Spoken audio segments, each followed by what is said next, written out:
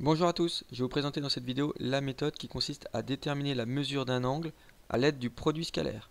Pour déterminer un angle à l'aide du produit scalaire de deux vecteurs, on va dans un premier temps calculer le produit scalaire de ces deux vecteurs à l'aide de la formule qui utilise la norme de mes deux vecteurs et le cosinus de l'angle formé par ces deux vecteurs. Dans un deuxième temps, ce qu'il faudra faire, c'est déterminer le produit scalaire à l'aide d'une autre formule. Et ainsi, on va pouvoir mettre en relation les deux résultats pour trouver une valeur du cosinus de l'angle formé par ces deux vecteurs. Et ainsi l'angle alpha, qui est l'angle formé par les deux vecteurs u et v, à l'aide de la calculatrice. Alors, exemple, on considère un tétraèdre régulier ABCD d'arêtes 6. Les points I et J sont les milieux respectifs des arêtes BC et CD. Question 1, calculer le produit scalaire AI scalaire AJ.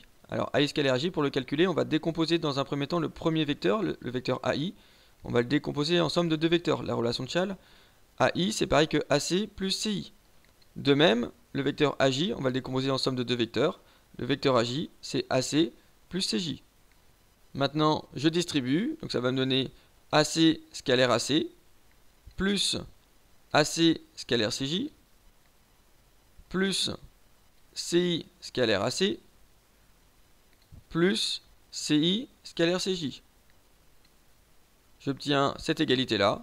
Alors maintenant, AC scalaire AC, c'est pareil que AC au carré, plus AC scalaire CJ. Alors le vecteur CJ, je vais le garder, et je vais projeter le point A sur la droite CJ. Donc si je projette le point A sur la droite CJ, en fait, j'arrive en J. J, c'est le projeté orthogonal de A sur la droite CJ.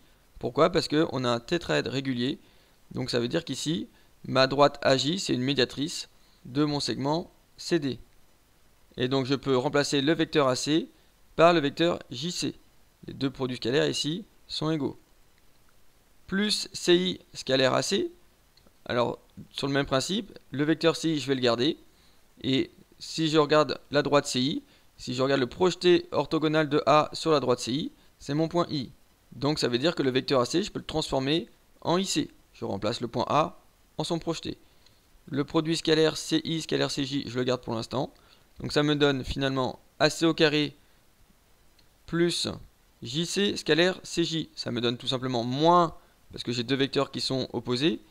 Et JC et CJ, c'est deux vecteurs opposés. Donc ça donne la longueur JC ou la longueur CJ au carré. Plus CI scalaire IC. Ça me donne, sur le même principe, moins, puisque j'ai deux vecteurs qui sont opposés, la longueur du vecteur CI ou du vecteur IC, c'est-à-dire la longueur CI au carré. Plus CI scalaire CJ que je garde pour l'instant. Donc mon produit scalaire, il va me donner la longueur AC au carré, qui est égale finalement à 6 au carré. AC c'est 6, puisque toutes mes arêtes font 6. Moins CJ au carré. CJ, c'est la moitié de 6, c'est-à-dire 3, donc moins 3 au carré. CI, sur le même principe, c'est la moitié de la longueur CB, donc c'est 3. Donc ça fait moins 3 au carré. Plus CI scalaire CJ. Alors ce produit scalaire, justement, je ne l'ai pas encore calculé. Alors on va s'intéresser à ce produit scalaire qui est un peu compliqué. CI scalaire CJ, quand je regarde, ça me donne la longueur CI fois la longueur CJ fois cosinus formé par l'angle ICD. L'angle ICD, c'est l'angle ici au sommet C. Comme j'ai un tétraèdre régulier, ça veut dire que BCD, c'est un triangle équilatéral. Ça veut dire que chaque angle interne au sommet est égal à 180 divisé par 3, c'est-à-dire 60 degrés. 60 degrés, c'est pi sur 3. Donc ça va me donner finalement la longueur CI. La longueur CI, c'est la moitié de 6, donc c'est 3. Fois CJ, sur le même principe, c'est 3 aussi. Fois cosinus de pi sur 3. Cosinus de 60 degrés. Ce qui me donne 3 fois 3, c'est-à-dire 9. Cosinus pi sur 3, si on se rappelle la trigonométrie que vous avez vue l'année dernière en première, cosinus pi sur 3, ça va me donner 1,5. 9 fois 1,5, c'est-à-dire 4,5. Donc je peux remplacer maintenant, ça me donne 6 au carré, c'est-à-dire 36, moins 3 au carré, c'est-à-dire moins 9, moins 3 au carré, c'est-à-dire moins 9, plus le produit scalaire CI scalaire CJ qui est 4,5. Donc mon produit scalaire AI scalaire AJ va me donner 22,5. Question suivante.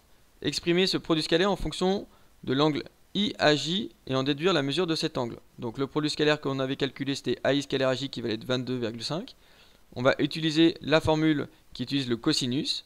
Donc ça donne AI fois AJ fois cosinus de l'angle formé par ces deux vecteurs, c'est-à-dire l'angle IAJ. Alors pour calculer ce produit scalaire, il faut que je trouve AI et AJ. Et pour calculer ces longueurs, on peut remarquer que le triangle AIC, c'est un triangle rectangle en I. Donc ça veut dire que je peux utiliser le théorème de Pythagore avec la longueur AC qui est une arête qui est 6, la longueur IC qui est 3, et je vais réussir à calculer la longueur AI. Donc ça veut dire que AI au carré c'est égal à la longueur de mon hypoténuse au carré moins l'autre côté de l'angle droit au carré. Ce qui me donne, si je remplace, AC, on a dit que c'était 6, donc 6 au carré, moins IC, on a dit que c'était 3, donc ça fait 3 au carré. Ça me donne 36 moins 9, c'est-à-dire 27. Donc la longueur AI va être égale à racine carrée de 27, c'est-à-dire 3 racines carrées de 3 si je simplifie. On peut aussi laisser racine carrée de 27. Sur le même principe, on peut faire aussi la longueur AJ dans le triangle AJC rectangle en J. On va voir deux triangles qui sont isométriques, c'est-à-dire que la longueur AJ va être égale aussi à la longueur AI, puisque CJ égale CI. Ils ont aussi la longueur AC en commun, donc forcément le troisième côté du triangle est aussi la même. Donc sur le même principe, on a AJ qui est égal à racine carrée de 27, c'est-à-dire 3 racines carrées de 3. Donc j'ai réussi à trouver mes deux longueurs ici qui me manquaient. Donc maintenant, si je remplace dans mon égalité AI scalaire AJ, ça va donner 3 racines carrées de 3 fois 3 racines carrées de 3 fois cosinus de mon angle IAJ. Sachant que dans la première question, on avait déterminé le produit scalaire qui était 22,5, je l'avais remis ici. Donc 22,5, ce qui va être égal à 27. Alors pourquoi 27? Parce que 3 fois 3, ça fait 9. Et racine carrée de 3 fois racine carrée de 3, ça fait 3. 9 fois 3, 27. Fois cosinus de mon angle. C'est-à-dire que le cosinus de mon angle va être égal à 22,5 divisé par 27. Le 27 est multiplié, je le passe en divisé de l'autre côté.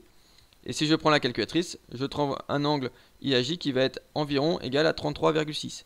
Ici, il faut faire cosinus moins 1 ou arc cosinus de cette valeur-là, en faisant attention que la calculatrice est bien en degrés. Donc je trouve un angle de 33,6 degrés environ. J'espère que vous avez compris comment déterminer la mesure d'un angle à l'aide du produit scalaire. Merci de m'avoir écouté. À bientôt.